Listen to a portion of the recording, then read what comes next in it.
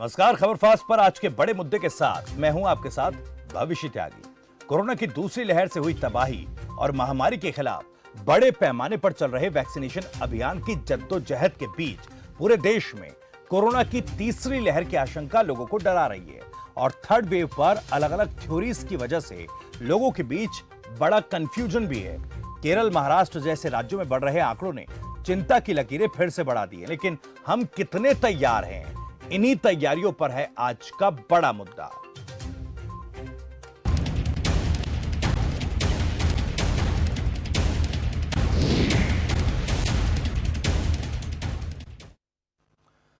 उधर देश भर में कोरोना के आंकड़ों ने फिर से रफ्तार पकड़ ली है। देश में संक्रमितों का ग्राफ ऊपर जाने लगा है।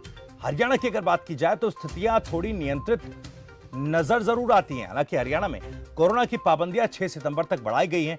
हरियाणा सरकार ने प्रदेश में चौथी और पांचवी कक्षा के स्कूलों को 1 सितंबर से खोलने का फैसला किया है। ऊपरी क्लास के स्कूल पहले ही खोले जा चुके हैं। कोरोना की तीसरी संभावित लहर से पहले हरियाणा स्वास्थ्य विभाग के चौंकाने वाले आंकड़े सामने आए। विभाग में काफी अहम 9046 पद खाली हैं। इनमें डॉक्टर्स, नर्स, लैब टेक्नीशियन और फार्मासिस्ट समेत विभाग के सबसे अहम कर्मचारी और अधिकारियों के पद शामिल हैं। बाल रोग विशेषज्ञों की संख्या तो नाम मात्र है। पिछले 2 साल में कोरोना की 2 खतरनाक लहरें आने के बावजूद सरकार स्वीकृत पदों को नहीं भर पाई। पहली वेव से दूसरी वेव तक कोई तैयारी नहीं करी। अब ये कह रहे हैं तीसरी वेव आएगी, नीति आयोग वाले कह रहे हैं, वो तो यहां तक चले गए रोज के 4 लाख केस होंगे। अब क्या तैयारी है इनकी? कितने तो पैरामेडिकल स्टाफ इन्हें भर्ती किए, कितने डॉक्टर भर्ती किए, कौन सा इंफ्रास्ट्रक्चर किया, कितने और बेड ऐड किए। ऐसा विधानसभा में इनको बताना चाहिए था कि हमने इतनी तैयारी की है, लेकिन बताएंगे क्या? बताने के पास कुछ है ही नहीं इनके पास। तो नेता विपक्ष ने भी आज कई गंभीर सवाल उठाए हैं और यह पूछा है कि कितने पैरामेडिकल स्टाफ की भर्ती की गई है, क्योंकि पूरे देश में जिस तरह से आंकड़े बढ़ रहे हैं और आज के जो ताजा आंकड़े हैं वो काफी चौंकाने वाले हैं। हालांकि फिलहाल आंकड़ों की अगर बात हरियाणा में की जाए तो नियंत्रित स्थिति जरूर नजर आती है, लेकिन कितनी तैयारी है आने वाले वक्त में कोरोना की अगर तीसरी लहर आती है तो उससे कैसे निपटा जाएगा, यह सबसे बड़ा सवाल है। और हमारे साथ इस मुद्दे पर बातचीत करने के लिए कुछ खास मेहमान भी जुड़ गए हैं। सत्यव्रत शास्त्री बीजेपी प्रवक्ता हमारे साथ हैं, अश्वनी शर्मा प्रवक्ता कांग्रेस और डॉक्टर अनिल जीत हमारे साथ इस वक्त जुड़ गए हैं, सिविल सर्जन है, डेप्यूटी सिविल सर्जन रोहतक से हमारे साथ इस वक्त सीधे जुड़ गए हैं। डॉक्टर साहब, सबसे पहले आपके पास आऊंगा क्योंकि जिस तरह के हालात हैं, तीसरी लहर की आशंका लोगों को डरा रही है और अब महाराष्ट्र और केरल में जिस तरह से आंकड़े बढ़ रहे हैं और तमाम जो संस्थाएं हैं उनके जो आकलन सामने आ रहे हैं, national institute of disaster management का यह कहना है कि अक्टूबर तक तीसरी लहर का पीक होगा। आईआईटी कानपुर ये वक्त सितंबर तक का बता रही है। किस तरह से फिलहाल इस पूरी स्थिति को आप देख पा रहे हैं, समझ पा रहे हैं? नमस्कार जी।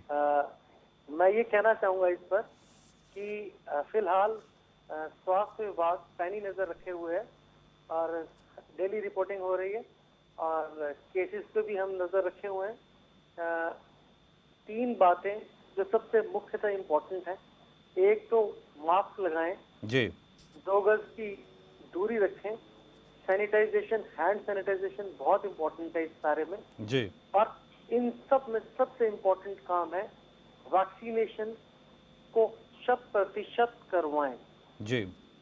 अगर हमारी वैक्सीनेशन 100% हो जाती है, 90% से भी ऊपर होती है जी, तो मैं ये समझता हूँ तीसरी लहर की आशंका बिल्कुल नामात्र रहेगी जी। बिल्कुल, वैक्सीनेशन अगर 90% या उससे ज्यादा या उसके आसपास रहती है तो कहीं ना कहीं तीसरी लहर की संभावनाएं जो हैं वो काफी घट सकती हैं, ये आप कह रहे हैं सत्यव्रत शास्त्री। लेकिन जिस तरह की स्थिति प्रदेश में है, मेडिकल स्टाफ की कमी है, 9046 पद और काफी अहम पद खाली हैं, आखिर इतनी बड़ी लापरवाही क्यों? 2 लहरें हमने इतनी खतरनाक देखी, उसके बावजूद भी पेंडेमिक के वक्त में रिक्त पद भरे नहीं गए। देखिए सर, इसको लापरवाही शब्द ना कहें जी, क्योंकि डॉक्टर्स की अनेक बार भर्तियां इस सरकार के आने के बाद हुई है जी, और इस शर्तों के ऊपर भी हुई है कि आपका मनचाहा स्टेशन दिया जाएगा। आपको जब ज्वाइन करना चाहेंगे, महीने 1.5 महीने यदि कहीं पहले से आपका एग्रीमेंट है जी उसकी पूर्ति तक भी आप इसको ज्वाइन कीजिए। और इतनी सारी बार तो डॉक्टर्स की भर्ती है, उसमें भर्ती हुई भी है, जी लेकिन सरकार ने प्रयास नहीं किया या सरकार नहीं लेके आ रही, ऐसा नहीं है। तमाम प्रकार के डॉक्टर्स के लिए जो सुविधा उपयोगी हो सकती है, उन सब बातों की शर्तों के आधार पर अनेक बार विज्ञापन भी निकले हैं, इंटरव्यू हुए हैं, सिलेक्शन भी हुए हैं। ऐसा नहीं कर सकते कि और जब जब जिस प्रकार की आवश्यकता पड़ती है, तो पिछली बार भी फाइनल ईयर के विद्यार्थियों को इस मोर्चे पर लगाया।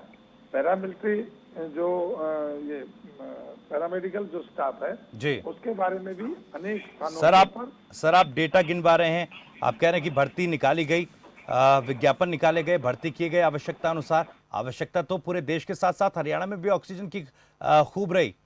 ऑक्सीजन की कमी के चलते मौत के आंकड़े भी सामने आए, लेकिन आप तो डेटा मैनेजमेंट करके बैठ गए और विधानसभा में कह रहे हैं कि ऑक्सीजन के चलते कोई मौत नहीं हुई है। इस डेटा पे मैं बात नहीं करूंगा, क्योंकि देखिए डेटा मैनेजमेंट चर्चा क्यों कर रहे हैं आप? जी, मैं आपसे सवाल पूछ रहा हूं कि आखिर अगर तीसरी लहर की संभावना है, पहले उसके बाद को कर लें। सत्यव्रत शास्त्री साहब सुन लीजिए ना सवाल। आप डबल लाइन पर ना चलें जी, एक जगह चलेंगे तो उसके साथ विषय के साथ न्याय होगा जी। इसमें भी यदि आप 2 बार बात करना चाहेंगे तो उसमें भी सुविधा हो जाएगी। नहीं तो तीसरी लहर को भी सर डेटा मैनेजमेंट से संभालिएगा क्या? देखिए, डेटा मैनेजमेंट ना होगा तो क्या काम हो सकता है जी, आपके पास उपलब्ध साधन कितने हैं जी, आपके पास संभावित रोगी सर उपलब्ध साधन पर ही बात कर रहा हूं। अगर मेडिकल स्टाफ की ही कमी होगी तो कैसे संभालेंगे? तो आप इस डाटा मैनेजमेंट को बेस्ट मानते हैं क्या? सर धरातल पर जो काम हो, डाटा मैनेज धरातल क्या होता है? धरातल पर जो डॉक्टर होंगे उसका डाटा आपके पास होगा जी, उसके नर्सिंग स्टाफ का उसके पास होगा जी, उसके बेड्स का होगा, उसके हॉस्पिटल से होगा। ये डाटा होता है कि धरातल होता है? जी, धरातल पर डाटा इकट्ठा होता है या हवाई किलों की तरह बात होती है? जी, जब आपके पास डाटा ही नहीं होगा कि कितनी कमी है, कितनी आवश्यकता है, कहाँ कितनी है, इसको डाटा मैनेजमेंट कहते हैं। आप किसको डाटा मैनेजमेंट मानते हैं? जी, डेटा मैनेजमेंट का उदाहरण सर मैं दे रहा हूं आपको। आप क्या मानते हो? डेटा मैनेजमेंट का उदाहरण मैं दे रहा हूं। नहीं, अगर मैनेजमेंट क्या होता अगर है? सरकार हवाई होता है? सर अगर सरकार प्रदेश की स्थिति से हर कोई वाकिफ है, आम जनता भी देख रही है, ऑक्सीजन की जो किल्लत प्रदेश में बनी और ऑक्सीजन और अव्यवस्थाओं के चलते जिन लोगों ने अपनी जान गंवाई, उनके परिजन भी ये डिबेट देख रहे हैं, वो भी सवाल पूछ रहे हैं आप भी जानते हैं ना कि ये किस तरह का डेटा मैनेजमेंट है। हमें भी समझा दीजिए सर, ये किस तरह का डेटा मैनेजमेंट है। हाँ, मैं समझाता हूँ जी, आप इस चैनल पर, जिम्मेवार चैनल पर बैठकर आपको ही पता ना कि बिल्कुल बड़ी जिम्मेदारी के साथ सर पूछ रहा हूं। हाँ, तो सुनिए, आप धैर्य से सुनिए कि सामान्य अवस्था में और महामारी में जी, और बीमारी में इन तीनों चीजों में अंतर होता है। महामारी किसी के बस की नहीं होती, ये प्रकृति की देन होती है। उस प्रकृति के साथ लड़कर जीतना ये एक चुनौती होती है, हमारे लिए नहीं, दुनिया के लिए चुनौती होती है। और ऐसे समय के अंदर उस जो प्रकृति ने हमें जो चोट पहुंचाई है, उस चोट के ऊपर चोट डालना ये और भी दुश्वारी होती है। इसलिए महामारी के समय में किस प्रकार की तैयारियां, कितने संसाधन, कोई भी हरियाणा सरकार नहीं, दुनिया की कोई बात भी, दुनिया की कोई ताकत भी प्रकृति के साथ मुकाबला करने में कितना सक्षम है, ये सबने देखा है। और उसी के तहत हम और आप भी आते हैं। आपके परिवार पर भी, हमारे परिवार पर भी अचानक कोई आफत आ जाती है, अचानक कोई कार्यक्रम आ जाता है, हम कितना उसको मैनेजमेंट, मन में इच्छा नहीं है ऐसा नहीं होता, लेकिन आपकी आवश्यकताएं, आपकी परिस्थितियां, आपकी अवस्थाएं इस बात को करती है कि आपके पास आपत्ति तो आई है लेकिन आपका मन ठीक है, आप तो कोशिश कर रहे हैं। आप सरकार को एक ऐसा क्यों मानते हैं कि सरकार एक रेडीमेड चीज है, सरकार एक हवा चीज है और पारिवारिक और व्यक्तियों की चीज अलग होती है? ये सब मैनेजमेंट वही होती है, परिवार की मैनेजमेंट, सरकार की मैनेजमेंट, संसाधनों के साथ काम करना, रोगियों को संतुष्ट करना, उनके घाव पर नमक नहीं छिड़कना, उनके प्रति सहानुभूति रखना, जाने वाले लोगों को लगे कि हाँ कुछ न कुछ हो रहा है, उपलब्ध साधनों का सदुपयोग हो रहा है, जो साधन हमारे पास हैं उनका कहीं दुरुपयोग नहीं हो रहा। ये चीजें होती है मैनेजमेंट में। महामारी के लिए सब लोग तैयार होते हैं और जितने प्रतिशत लोग हो जाएंगे उनको सारी की पूरी सुविधा दे देगा। ये दुनिया का मैनेजमेंट कोई नहीं कर सकता। जी, चलिए वापस लौटूंगा शास्त्री साहब आपके पास। अश्विनी शर्मा को भी डिबेट में शामिल करूंगा। अश्विनी शर्मा जी, किस तरह देख रहे हैं आप स्थिति को? क्योंकि देखिए 9046 पद मेडिकल स्टाफ के जो हैं रिक्त हैं। दो लहरें पेंडेमिक की हमने इतनी खतरनाक देखी, उसके बाद भी क्या जिस तरह की बातें सत्यव्रत शास्त्री जी कह रहे हैं, क्या सहमत है आप? आपका रिएक्शन। देखिए त्यागी जी, मुझे शास्त्री जी की बातों पर जो है वो इतने गंभीर विषय में उनकी बातें सुनकर हंसी भी आ रही है और मुझे तकलीफ भी हो रही है। निश्चित तौर पर आप देखिए कि परसों ही सदन के अंदर जो मॉनसून सत्र हमारा चल रहा था, परसों ही सरकार ने आंकड़े जो रखे हैं उसमें तकरीबन 9,000 से ऊपर हमारे जो पद हैं डॉक्टर्स के, पैरामेडिकल स्टाफ के, वो रिक्त हैं, जिनमें से तकरीबन 1,000 डॉक्टर्स के पद रिक्त हैं, 2,500 के आसपास नर्सों के पद रिक्त हैं, 250 के आसपास तकरीबन नर्सिंग सिस्टर और डिप्टी सिविल सर्जन 600 पद उनके रिक्त हैं। इस तरह कुल मिलाकर जो हमारा मेडिकल स्टाफ के, जो हरियाणा सरकार के जो अपना स्वास्थ्य मंत्रालय है, उसमें तकरीबन 9,000 से ऊपर पद जो हैं अभी तक रिक्त हैं। ये इनकी तैयारियां हैं। देखिए, जब पहली बार कोरोना हमारे देश में आया या इस दुनिया में आया तो हम मान सकते थे कि ये अचानक ही हुआ। पूरी दुनिया उससे जूझ रही थी। एक वैश्विक महामारी है। निश्चित तौर पर हम इसे राजनीतिक रंग नहीं देना चाहते, लेकिन जब दूसरी लहर आई तो हम पूछना चाहते हैं कि ये सरकार की नैतिक जिम्मेवारी व फर्ज बनता है, उनका दायित्व बनता है प्रदेश की जनता के प्रति, उनकी जवाबदेही बनती है प्रदेश की सरकार की कि उन्होंने क्या क्या तैयारियां की। आप देखिए त्यागी जी, हम नित्य प्रतिदिन चाहे प्रिंट मीडिया की बात हो या इलेक्ट्रॉनिक मीडिया के माध्यम से हमें देखने व सुनने को मिलता था कि किस प्रकार प्रदेश के अंदर ऑक्सीजन की कमी हमें देखने को मिली, किस प्रकार समुचित बेड की व्यवस्था हमारे अस्पतालों के अंदर नहीं थी। हरियाणा प्रदेश के अंदर बहुत सी जगह हमने देखा कई जिलों में जहां क्रिटिकल पोजीशन में जिन कोरोना पेशेंट्स को जो इंजेक्शन दिया जाता है रेमडेसिविर, उसकी कालाबाजारी कई जिलों में हमें देखने को मिली। तो सरकार कोई भी किसी प्रकार का कोई कदम सुनिश्चित नहीं कर पाई।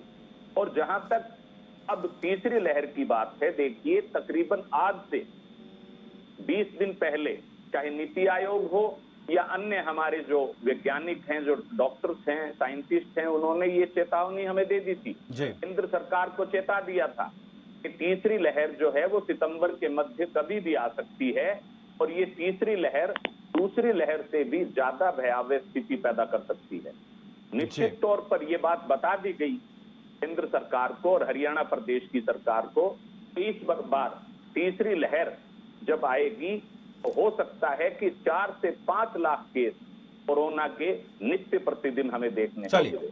आज ऑक्सीजन की और बेड की समुचित व्यवस्था नहीं है, पैरामेडिकल स्टाफ की सुविधा नहीं है, डॉक्टर्स की समुचित सुविधा नहीं है, सिस्टर्स की सुविधा नहीं है, फार्मासिस्ट की सुविधा नहीं है।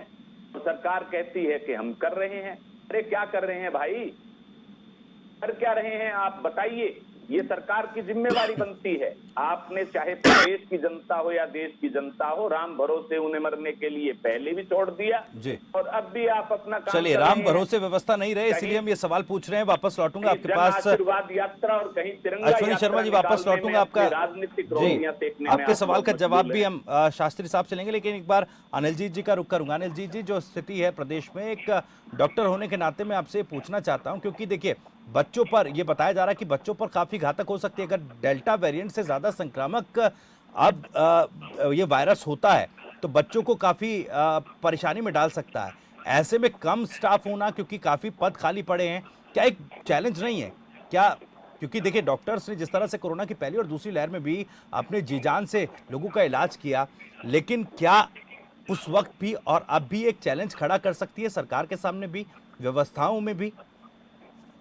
अनिलजीत जी, देखिए, जहाँ तक पदों की बात है वो नियमित भर्तियां निकलती रही हैं जी, और आगे भी शायद सरकार महानिदेशक महोदया मैडम कल आई थी यहाँ पर औचक निरीक्षण हेतु, तो उन्होंने भी कहा है कि हमने HPSC और किसी भी बोर्ड के प्रीव्यू से सारी भर्तियां निकाल ली हैं और जल्द ही भर्तियां की जाएंगी जी। कल director general health doctor Ruvina Singh आई थी और उन्होंने विस्तृत जानकारी ली इस बारे में सबसे। और जहाँ तक पीडियाट्रिक्स का बच्चों की बात है तो ऑक्सीजन प्लांट की बात चल रही थी, मैं सुन रहा था कमी है। जहाँ तक रोहतक की बात है, सिविल हॉस्पिटल रोहतक और सब डिविजनल हॉस्पिटल कला नॉर्थ में 2 ऑक्सीजन प्लांट फंक्शनल है। महम एसडीएच का जो ऑक्सीजन प्लांट है वो 2 या 3 दिन में फंक्शनल हो जाएगा, और इसी तरह सांपला जो है वहाँ भी ऑक्सीजन प्लांट रेडी करने की जल्दी हो जाएगा। तो और जहाँ तक पीडियाट्रिशियंस की बात है, तो ट्रेनिंग हमने पीजीआईएमएस रोहतक में सभी डॉक्टरों की, और हमारा जो स्टाफ है, चाहे वो एनएचएम का स्टाफ है, चाहे वो रेगुलर स्टाफ है, उसकी ट्रेनिंग हमने doctor Geeta Gatwala, head of department paediatrics, और हमारे माननीय सिविल सर्जन और स्वास्थ्य विभाग ने मिल के ट्रेनिंग करी है। और सबको, जैसा कि आशंका है बच्चों पे इसका डेल्टा वेरिएंट का असर होगा, ये सिर्फ स्टैटिस्टिकल डाटा की बात है। मैं फिर दोहराता हूँ इस बात को कि अगर वैक्सीनेशन 90% या उससे ऊपर हो गई तो तीसरी वेव नहीं आएगी। लेकिन डॉक्टर साहब, मैं समझना चाह रहा हूं कि आप कह रहे हैं कि वैक्सीनेशन अगर 90% के आसपास या उससे जाता होता है तो तीसरी वेव से बचा जा सकता है, लेकिन बच्चों के लिए तो अभी कोई वैक्सीन डेवलप नहीं हुई ना, उस पर तो अभी ट्रायल चल रहे हैं। अगर बच्चों को सुरक्षित रखना है तो कहीं ना कहीं तैयारियों को भी पुख्ता करना होगा। हाँ जी, ट्रेनिंग हो गई है, और स्वास्थ्य विभाग ने प्राइवेट और सरकारी सभी पीडियाट्रिक के बेड्स को मैप कर लिया है। रोहतक से हमने सारा डाटा पीडियाट्रिशियंस का, और जितने हमारे पीडियाट्रिक बेड्स हैं, ऑक्सीजनेटेड बेड्स हैं, वो उनमें भी ऑक्सीजनेटेड पीडियाट्रिक बेड्स, उनका सारा डाटा स्वास्थ्य विभाग को भेज दिया है। किसी तरह की कोई कमी में तैयारी नहीं छोड़ी जाएगी, इस बात से मैं आपको आश्वस्त करता हूँ। जी बिल्कुल। सरकारी एक मेडिकल अधिकारी होने के नाते आप जो कह रहे हैं मैं उसका सम्मान करता हूं, क्योंकि आप लोग ने जिस तरह से कोरोना की इस पेंडेमिक के तहत काम किया है उसको भी हम सलाम करते हैं। खैर, वापस लौटूंगा सत्यव्रत शास्त्री साहब, मेरा सवाल वही है जिस तरह से अश्विनी शर्मा जी भी कह रहे हैं, चूंकि बच्चों के लिए अभी तक जो वैक्सीन है उस पर ट्रायल्स चल रहे हैं। गंभीरता इस विषय की इसीलिए है कि ये माना जा रहा है कि बच्चों पर काफी गंभीर परिणाम तीसरी लहर के हो सकते हैं। ऐसे में अगर तैयारियां कमजोर पड़ती है तो फिर फेलियर किसका होगा, फिर उसे मैनेज कैसे किया जाएगा? आप जो अभी अनिल जी से बात हो रही थी जी, उससे आप सहमत हैं? क्या सहमत हैं? देखिए, जिस तरह से डॉक्टर्स काम कर रहे हैं मैं उससे बिल्कुल सहमत हूं सर, लेकिन डॉक्टरों की उस मेहनत में तैयारियों की कमी ना हो, व्यवस्थाओं की कमी ना हो। मेरा सवाल इस बाबत है सर। जी त्यागी जी सुनिए जी, आप विषय पर आइए। उस तैयारी का हिस्सा न मैं हूं न कांग्रेस है जी, उस तैयारी का हिस्सा प्रशासन है जी। यहाँ बैठकर मैंने अलग अलग प्रकार के बयान देके और भ्रम फैलाकर और अपनी राजनीति चमकाने के लिए आप कुछ भी बोल देंगे। कोई किसी राजनीतिक पार्टी के ऊपर दबाव नहीं होता कि यही सर राजनीति करने का काम मेरा नहीं है, मेरा काम सवाल पूछने का है। सुनिए, आपको भी स्थिति की स्पष्ट हो जाए। डिबेट्स को भी सकारात्मक रूप के ऊपर ले जाना होता है, और ये पब्लिक में भ्रम फैलाने के लिए डिबेट नहीं होती। पब्लिक में यथास्थिति को रखने की बात होती है। सरकार की कोई कमी होगी तो उसको स्वीकार करके हम आगे बढ़ाएंगे। पब्लिक से कोई मैसेज आता है विपक्ष के माध्यम से, उन अच्छे सुझावों को लेकर सरकार को देना होता है। ये मीडिया सरकार की आंख और नाक का काम करती है, का काम करती है। तो यही सवाल तो सर आज नेता प्रतिपक्ष भूपेंद्र सिंह हुड्डा ने भी उठाया ना, वो भी पूछ रहे हैं पैरामेडिकल स्टाफ की भर्ती नहीं हुई है, तैयारियां की क्या की है? कहे तो मैं वो बाइट आपको दोबारा सुनवा दूं। अरे सुनिए, मैं सुनता रहता हूँ भैया, मीडिया का काम है त्यागी जी। आप थोड़ा धैर्य रख के सुनेंगे तो सारी बातें स्पष्ट होंगी। जब ये कल ये बात आ गई कि हमने भर्तियां जारी कर दी हैं जी, और भर्तियों के ऊपर पीछे भी ऐसा है कि नहीं, आगे 2, 2.5, 3 साल से भर्ती नहीं हुई ऐसा भी नहीं है, और आगे नहीं होंगी, कोई तैयारी नहीं ऐसा भी नहीं है, कहीं किसी प्रकार के भ्रम की स्थिति नहीं है, स्पष्ट है। हाँ, तैयारियों को लेकर सबको जानकारी हो, उससे विश्वास से आत्मविश्वास बढ़ जाता है। सरकार की तैयारियों की जानकारी सरकारी तंत्र से बढ़िया कोई व्यक्ति नहीं दे सकता। मैं उतना कॉन्फिडेंस से, और वो बात मेरी मानी भी नहीं जाएगी, कहेंगे भी नहीं जाएगी। लेकिन अच्छा किया आपने, एक डिप्टी सीएमओ को, सीएमओ लेवल के अफसर को आपने लेकर उनसे जानकारियां ली, और अनिल जी ने बेहतरीन तरीके से अपने फंक्शनल को जो डिटेल की, उससे एक आत्मविश्वास सब लोगों के अंदर डेवलप होता है, और यही आत्मविश्वास जनता को आगे मिलता रहेगा तो उसकी ताकत के आधार पर, क्योंकि प्रकृति के साथ मुकाबला करना सामान्य चीज नहीं है, वो तो सबको नियंत्रित करती है, लेकिन उसमें भी कम से कम नुकसान हो। ज्यादा से ज्यादा लोगों को बेनिफिट मिले, ये प्रयास तंत्र के अंदर बैठे लोगों का होता है। और उस आत्मविश्वास से लेवल जो लबालब है हमारा प्रशासन और डॉक्टर, उस बात के ऊपर हम आश्वस्त हैं। रही बात वैक्सीनेशन की, तो कल से शुक्रवार से मेगा वैक्सीनेशन ड्राइव चल रहे हैं और तेज गति से होंगे। हरियाणा अपनी पूर्व की स्थितियों से बेहतर स्थिति में है जो वैक्सीन किया है, और बच्चों की वैक्सीन के ऊपर भी भारत सरकार का, दुनिया की जो भी ताकतें इस काम में लगी हुई है, उसमें भारत सरकार का अपना योगदान और अपनी भूमिका बेहतर है, आज से पहले से ज्यादा बेहतर है। और जैसे ही वो आएगी वैक्सीन और बच्चों के लिए जब उपलब्ध होगी, तो भारत सरकार जैसे दुनिया में आज सबसे अच्छा और बेहतर काम कर रही है, इस विषय में भी हम बेहतर प्रशासन के साथ, डॉक्टर्स के साथ, पैरामेडिकल स्टाफ के साथ लगकर उस काम को भी अपन को आगे पहुंचाना। इस सकारात्मक रुख के साथ बात करेंगे तो जनता के अंदर एक पक्ष आएगा। बिल्कुल, मैं यही सकारात्मकता चाह रहा हूं शास्त्री जी। कांग्रेस को राजनीति, लाशों पर राजनीति करनी आई है। उन्होंने लाशें बिछाकर और लाशों के ऊपर रोटियां सेकने का काम किया। भारतीय जनता पार्टी इस काम में नहीं कर रही।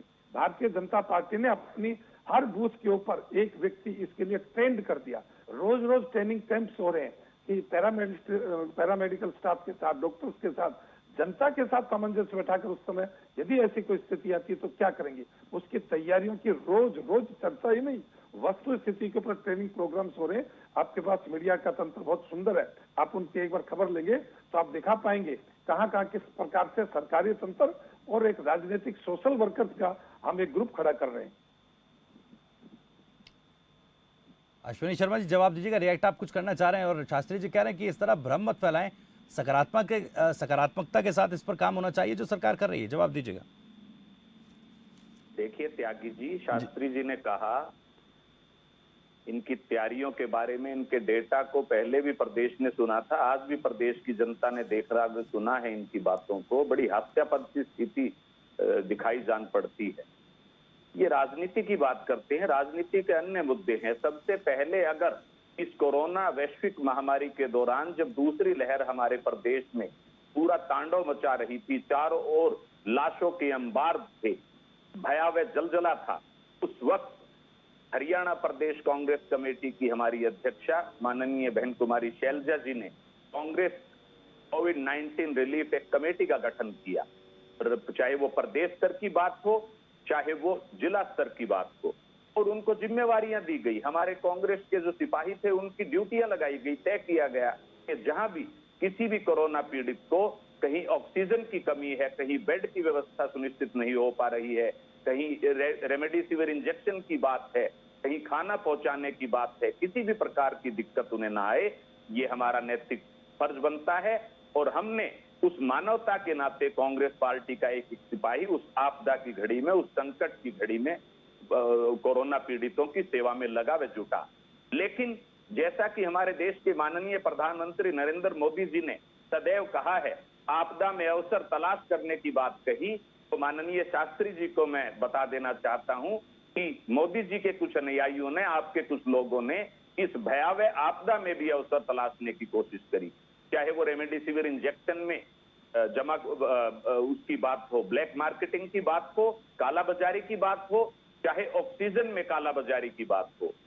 आप क्या कहना चाहते हैं? लेकिन सर क्या फिलहाल अगर जी आपकी बात को, वैक्सीनेशन की अगर हम बात करें तो आज अश्विनी शर्मा जी, आज हरियाणा में जो स्थिति आंकड़ों की है, आंकड़े थोड़े नियंत्रित हैं।